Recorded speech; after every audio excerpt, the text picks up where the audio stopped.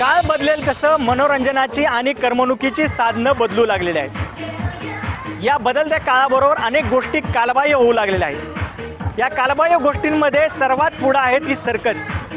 जी circus लहानांपासून मोठ्यांपर्यंत सर्वांना आवडायची ती आता कालबाह्य होते की काय अशी भीती तयार झालेली आहे। या बदलत्या काळात सर्कशीला सावरणं गरजेचं आहे। नेमकी सर्कस कशामुळे अडचणीत आली आणि सर्कशीची आजची परिस्थिती काय आहे त्यावर हा रिपोर्ट आज। लाल मातीतल्या कुस्तीत रमणारा, लावणीच्या ठेक्यावर थिरकणारा, शेतावावरात राबणारा, संस्कृतीचं ऐलतीर आणि शौर्याचं पैलतीर असणारा महाराष्ट्र सर्कसच्या प्रेमात कसा पडला त्याचा इतिहास मोठा रंजक आणि तितकाच प्रेरणादायी सुद्धा आहे।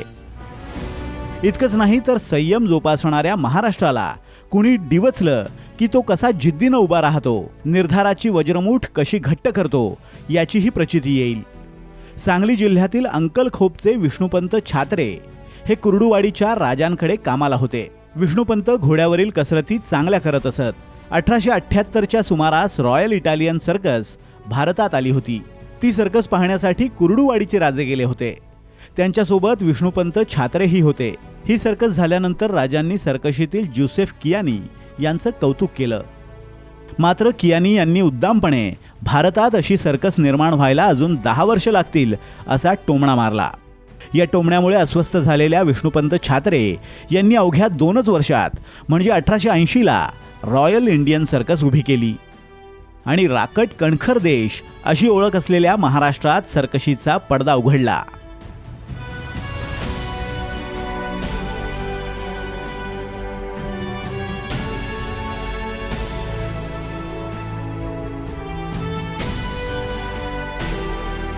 याच रॉयल इंडियन सर्कसला अखंड भारतानं डोक्यावर घेतलं। महाराष्ट्रानं देशाला अनेक गोष्टी दिल्या आणि त्याचा प्रसार अखंड भारतभर झाला। सर्कस ही त्यापैकीच एक। सर्कशीतल्या परदेशी कलावंतांना डिवचलं आणि याच वेदनेच्या कळांमधून आव्हान स्वीकारत सर्कशीचा जन्म झाला। पुढे सर्कशीनं बाळसं धरलं आणि पुढे पुढे तर सर्कस हा परवलीचा शब्द बनून गेला। बोबडं बोलणाऱ्या इवल्याशा पोराटोरांपासून ते थरथरणारं शरीर घेऊन दुडक्या चालीनं वृद्धही सर्कशीच्या तिकिटांच्या रांगेत दिसू लागले। परदेशी कल्पना असूनही त्याला भारतीय टच दिला गेला। काळजाचा थरकाप उडवणारी, कधी धडकी भरवणारी तर कधी विदूषकाच्या गमती जमतींनी गालावर निखळ हास्याची लकेर उमटवणारी ही सर्कस देशभरात लोकप्रिय झाली।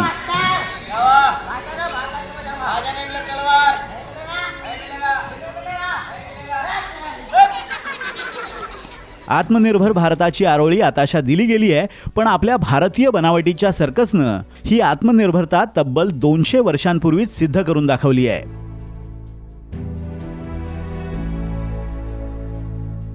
भारतात सुरू झालेल्या सर्कशीनं पुढे सुवर्णकाळ अनुभवला।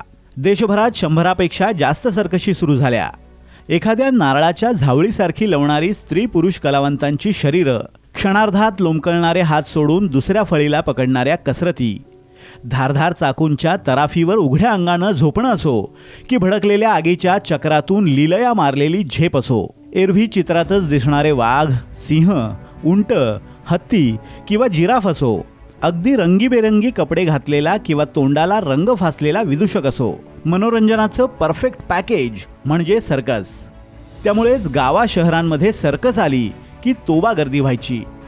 मनोरंजनासाठी मर्यादित साधनं असल्यामुळे सर्कशीची ओढ आणि उत्सुकता प्रत्येकालाच असायची। काळ बदलला, थिएटर आले, ऑर्केस्ट्रा आले, घराघरात टीव्ही विराजमान झाले, हातांमध्ये मोबाईल आले आणि या सर्वांनी मिळून सर्कशीच्या गळ्याला नख लावलं। त्यामुळे प्रेक्षकांची वाट बघत सर्कस दुर्दैवाच्या दशावताराला लोंबकळत राहिली आहे। भरीसभर म्हणून 2000 सालापासून सर्कशीत प्राण्यांच्या खेळावर सुद्धा बंधनं आली। वेगवेगळे प्राणी पाहण्यासाठी गर्दी व्हायची, पण प्राणी बंद झाले आणि सर्कशीतला थरार संपला। डरकाळी फोडणारे वाघ किंवा सिंह किंवा आज्ञाधारक विद्यार्थ्याप्रमाणे सांगेल ते करणारा धिप्पाड हत्ती, शेपटी हलवत फिरणारी कुत्री, घोडे, उंट असे अनेक प्राणी सर्कशीतून गायब झाले आणि सर्कशीतल्या जिवंतपणानं जीव सोडला। प्राणी म्हणजे सर्कशीचा प्राण होता. वेगवेगळे दुर्मिळ प्राणी पाहण्यासाठी लोक सर्कशीत यायचे. मात्र 2000 सालापासून वेगवेगळ्या कारणांनी प्राण्यांवर बंदी आली आणि प्राणी सर्कशीतून नाहीसे झाले. आता सर्कशीत प्राणी आहेत, मात्र ते असे फायबरचे.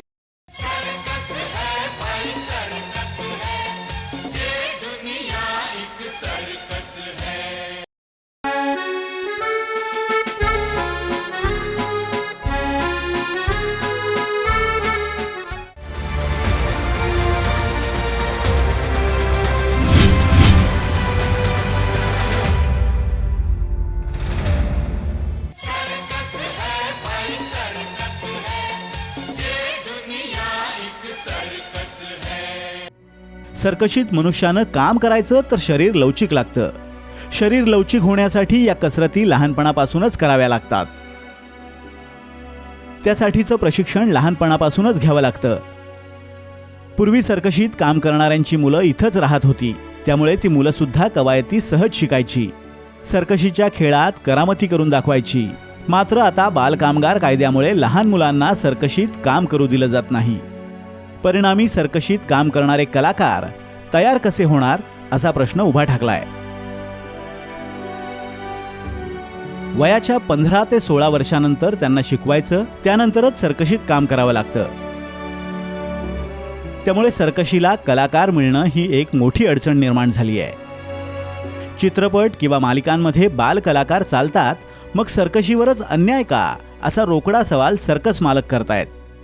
कलाकार हे लहानपणापासून मोठा झाल्यानंतरच तो शिकतो. लहानपणापासून सर्कशीत आला तो सर्कस शिकणार आणि मोठा झाला तर तो चांगला आर्टिस्ट बनतो. पण माझ्या भारतातच मला कलाकार भेटले नाही. जेव्हा त्यांच्यावर प्रतिबंध आला, लहानपणापासून बाबा ते बाळ मजदूरमध्ये टाकल्यामुळे त्यांना बंद केल्यावर मोठा व्यक्ती हे सर्कस शिकू शकत नाही. आणि सर्कस शिकल्यानंतर तो असला तर आम्हाला कलाकार भेटत होते. आता तो शिकत नाही, कलाकार भेटत नाही. कलाकार नाही भेटल्यामुळे मग भारताची सर्कस हळूहळू कलाकार नसल्यामुळे लुप्त होणार, सर्कशी बंद होणार. नंतर परत फॉरेनची बाहेरची सर्कस येणार, परत आपला भारताचा पैसा हा बाहेर जाणार. अशा अनेक अडचणी आल्या तरी सुद्धा सर्कस चालवायची आहे. मात्र त्यातही अनेक विघ्न येत आहेत.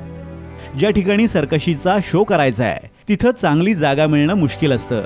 सर्कशीसाठी घालण्यात आलेल्या अटी, शासकीय कार्यालयांमध्ये परवानगी घेण्यासाठीची धावपळ आणि स्थानिक गुंडापुंडांचा उपद्रव अशा सगळ्या अग्निदिव्यातून सर्कस होरपळत चालली आहे.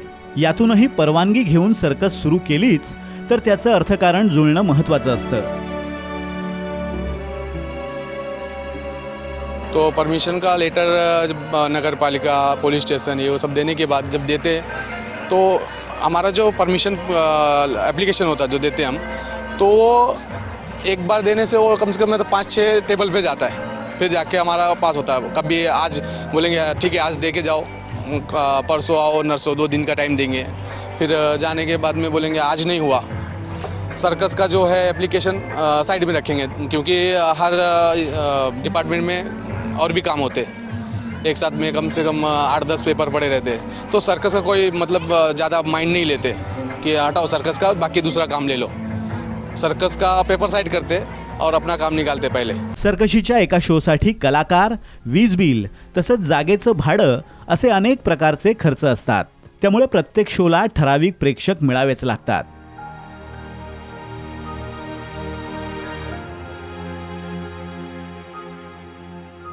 पण जर प्रेक्षक मिळाले नाहीत तर शो तोट्यात जातो. असे अनेक शो तोट्यात गेले की सर्कशीच्या तिजोरीला गळती लागते आणि त्यातच सर्कस बंद पडते. म्हणूनच गेल्या काही वर्षांपासून सर्कस बंद पडण्याचं प्रमाण प्रचंड वाढलंय.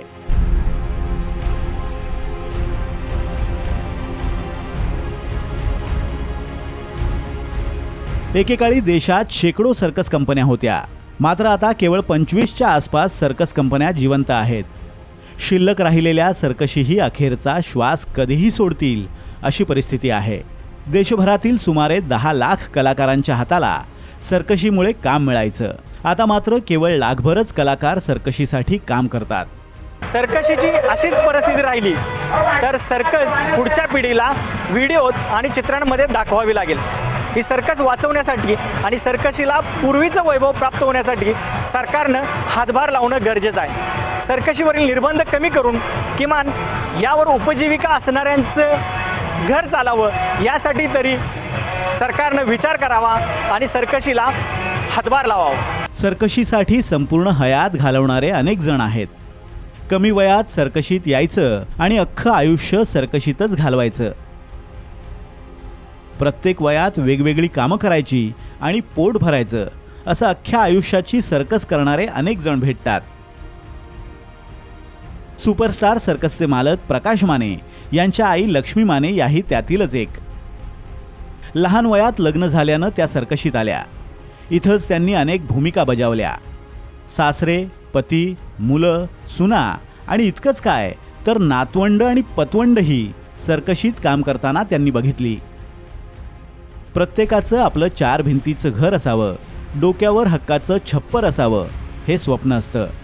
पण लक्ष्मी माने यांचं अख्खं आयुष्यच सर्कशीच्या तंबूत गेलंय. आता आयुष्याच्या संध्याकाळी म्हणजे वयाच्या 73व्या वर्षी त्यांच्या नशिबात घर आलं नाहीच. अजूनही त्यांच्या डोक्यावर तंबूच आणि पायाखालीही तंबूमधलीच सतरंजी.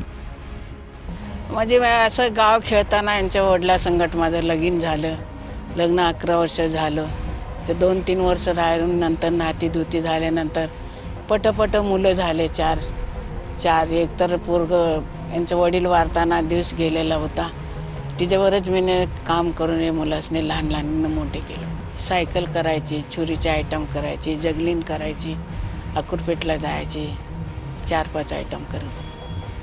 बहीण भाऊ सगळं म्हणतात घरात येऊन राहा, पण मला घर आवडत नाही आहे. मला सर्कसमध्ये आता हे पावसामध्ये किती बी पाणी राहू दे, पण रावटी बिगर मला चैन नाही पडत. खरं तर सर्कस म्हणजे एक गावच असतं. शेकडो कलाकार या ठिकाणी राहतात. सर्कशीच्या मोठ्या तंबूमागे छोट्या छोट्या तंबूंनी हे गाव वसलेलं असतं. अशा तंबूतूनच अनेक संसार फुलतात, अनेक जण जन्मतात आणि शेवटचा प्रवासही या तंबूतूनच करतात. त्यांची पुढची पिढीसुद्धा असाच तंबूतला संसार थाटते. सर्कशीच्या मोठ्या तंबूमागे हे एक वेगळंच गाव असतं, जे सुखदुःखांनी विणलेलं असतं. जगणं, वागणं, भोगणंही याच गावात. ज्याला ना समाधानाची वेस असते, ना सुख समृद्धीचं शिवार.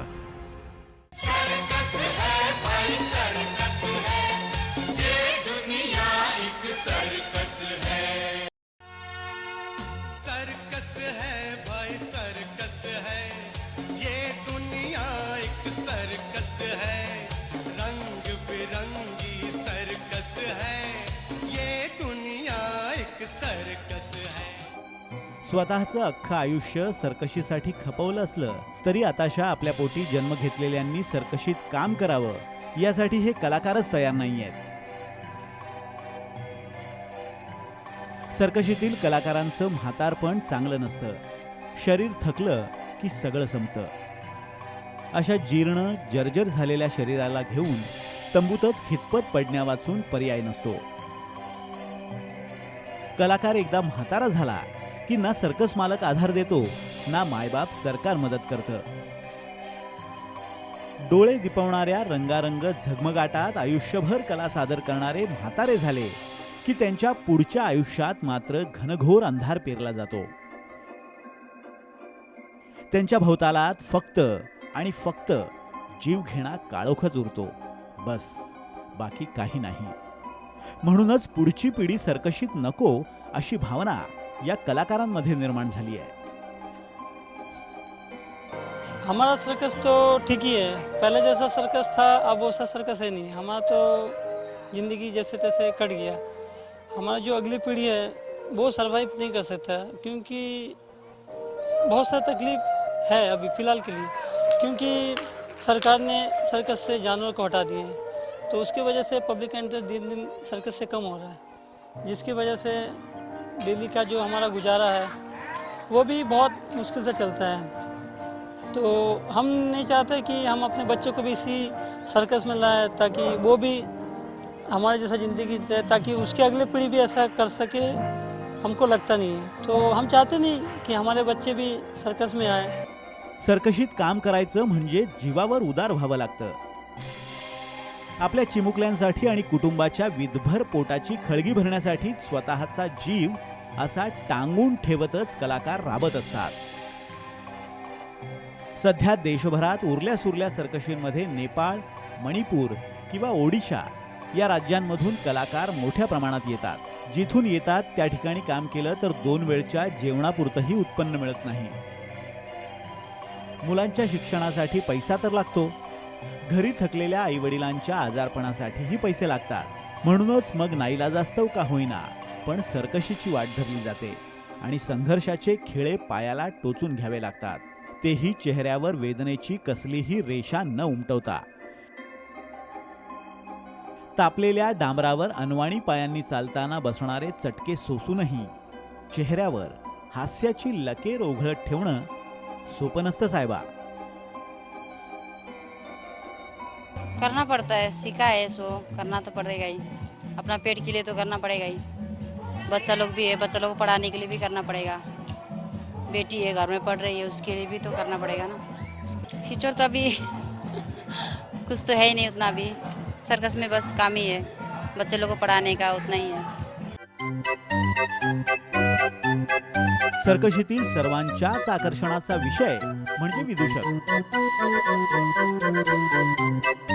सर्कशीतील विदूषकांवर चित्रपटही निघाले. शारीरिक व्यंग किंवा अपंगत्वामुळे हे काम करावं लागणारे विदूषक सर्वांना मात्र हसवतात. पण त्यांच्या अंतरीचं दुःख गहिरं असतं. इसके सिवा जाना कहाँ, जी चाहे जब हमको आवाज दो, हम है वही हम थे जहाँ. उंची कमी असल्यानं इतर कुठंही काम मिळत नाही, त्यामुळेच पोटापुरता पैसा पाहिजे, नको पिकाया पोळी असं म्हणत विदूषक काम करत राहतात. मनात वेदनेचा, पोटात भुकेचा आणि आयुष्यात समस्यांचा आगडोंब धगधगत असताना विदूषक मात्र प्रेक्षकांवर शीतल हास्यांचं शिंपण करत राहतात. तो मैं जब सर्कस में आए हैं बहुत तकलीफ से आए हैं, क्यों घर पे मैं कुछ कर नहीं पाता था, इसी वजह से मैं सर्कस लाइन पे आया. तो सर्कस में आके देखा मैं बहुत खुश हूँ एवं खुशी से बहुत आनंद लेता हूँ एवं दर्शकों को भी मैं आनंद देता हूँ. जब स्टेज में आता हूँ तो आनंद देता हूँ, दर्शक हंसते हैं तो हम लोग को और भी खुशी होते हैं. तो हम लोग और भी सोचते हैं दर्शकों को और भी कुछ हंसा के हम लोग मन जाए ये कर सकता हूँ. आता लोकांच्या खिशात पैसा खुळखुळू लागलाय. 4 चाकीला स्टार्टर किंवा फटफटीला किक मारली की मल्टिप्लेक्समध्ये जाऊन पिक्चर बघता येतो. हातांमध्ये पॉपकॉर्न किंवा समोसा घेत एसीच्या थंडगार हवेत पिक्चर पाहिले जाऊ लागले. टीव्ही आणि हातातल्या मोबाईलवरही सिनेमांचे स्लॉटच्या स्लॉट बघितले जातात. डॉल्बी साऊंड आणि डिजिटल पिक्चर असूनही सर्कशीतला चार्म मात्र त्यात नाही. मल्टिप्लेक्सच्या अंधारात 100ची नोट पडते आणि आपण ती शोधत राहतो. ती सापडते सुद्धा, पण सर्कशीची हरवलेली मजा आता काही केल्यास सापडत नाही. आता ती सापडेल असंही वाटत नाही. मनोरंजनाच्या इतर साधनांच्या सुगीत आणि संकटांच्या धगीत सर्कशीतले कलाकार होरपळत चालले आहेत आणि सर्कशीचं हे विश्व त्यात जळून खाक झालंय. काही दिवसांनी सर्कशीच्या जुन्या आठवणींची राख तेवढी आपल्या हातात उरेल. ती राखही विस्मृतीच्या गर्तेत जाण्यासाठी सटकत जाईल, कारण सर्कस आणि त्यातले लाखो कलाकार आता एकाकी पडतायत. सर्कशीची अशीच परिस्थिती राहिली तर सर्कस पुढच्या पिढीला व्हिडिओ आणि चित्रांमध्ये दाखवावी लागेल. ही सर्कस वाचवण्यासाठी आणि सर्कशीला पूर्वीचं वैभव प्राप्त होण्यासाठी सरकारनं हातभार लावणं गरजेचं आहे. सर्कशीवरील निर्बंध कमी करून किमान यावर उपजीविका असणाऱ्यांचं घर चालावं यासाठी तरी सरकारनं विचार करावा आणि सर्कशीला हातभार लावावा. कुठं कुठं उभारलेले सर्कशीचे तंबू, त्यातली रिंग ओस पडत चालली आहे आणि मनात हुरहुर दाटवणारा सर्कशीचा पडदा बुरुजावरच्या एखाद्या जीर्ण झेंड्यासारखा काळवंडून गेलाय. मायबाप, आजपर्यंत आम्ही खांदा हलवला तुम्ही हसलात, आम्ही केसावरनं हात फिरवला तुम्ही हसलात.